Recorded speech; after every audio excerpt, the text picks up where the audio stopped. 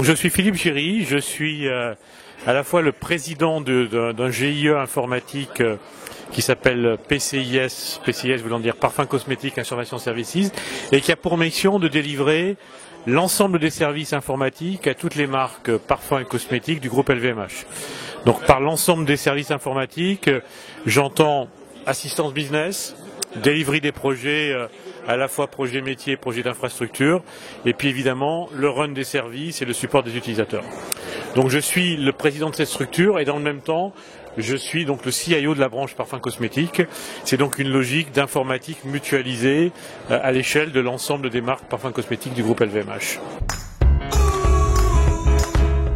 Je dirais que comme toutes les DSI d'une certaine taille, la difficulté pour nous, c'est de répondre vite.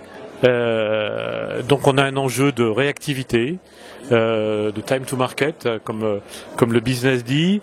On a un enjeu également d'acquisition de compétences nouvelles, c'est-à-dire que les compétences autour du digital, donc digital, CRM, e-commerce, sont assez rares. Donc il faut arriver à attirer les talents et à les conserver au sein de l'entreprise. Donc time to market, compétences. Alors dans le même temps, il faut qu'on arrive on va dire à faire cohabiter le temps long et le temps court, c'est-à-dire on a malgré tout toujours des projets qui consistent à mettre en œuvre des fondations ou faire évoluer on va dire des systèmes qui sont un peu les fondamentaux, les référentiels sur lesquels on va s'appuyer, que ce soit un référentiel consommateur, que ce soit des systèmes ERP. Donc on ne pourra jamais mener ces projets dans des délais très courts de quelques mois. Parce que c'est trop structurant. Donc il faut continuer à être capable de mener ces projets et dans le même temps pouvoir, dans une logique itérative, expérimentale, être capable d'apporter de la valeur ajoutée, de travailler sur des sujets qui correspondent à des priorités business dans des délais extrêmement courts.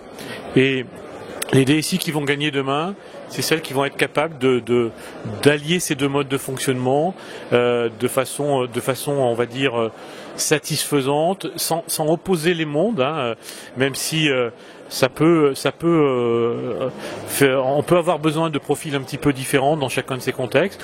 Donc il faut être capable de conjuguer tout ça et d'en faire une force parce que on ne saura demain, on ne saura pas continuer à être une DSI, on va dire, de bonne qualité, délivrant un service apprécié par les utilisateurs, si on reste dans une logique de projet qui s'exprime en mois ou en années. Il faut être capable d'être plus agile, plus réactif, et dans le même temps continuer à construire les fondamentaux. Donc c'est des enjeux majeurs pour les DSI, en tout cas pour ce qui nous concerne dans notre environnement business. Je reviens sur une question précédente sur on va dire les défis pour les DSI. Je vous ai parlé time to market, je vous ai parlé agilité, je vous ai parlé capacité à faire cohabiter deux modes de fonctionnement.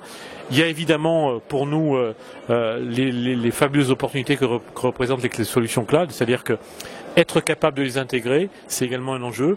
Donc pour les intégrer, c'est à la fois une question de mindset, mais c'est aussi une question de technologie. C'est-à-dire qu'il faut aussi qu'on soit capable de développer dans nos systèmes les API qui permettent de plugger facilement toutes ces solutions qui sont disponibles et qui sont dans bon nombre de cas des solutions intéressantes et à vraie valeur ajoutée. Alors il y a celles qui sont mises à disposition par des entreprises de taille respectable qui ont déjà pignon sur rue, et puis il y a toutes les opportunités que représente l'écosystème des startups. Il faut être extrêmement à l'écoute de cet environnement.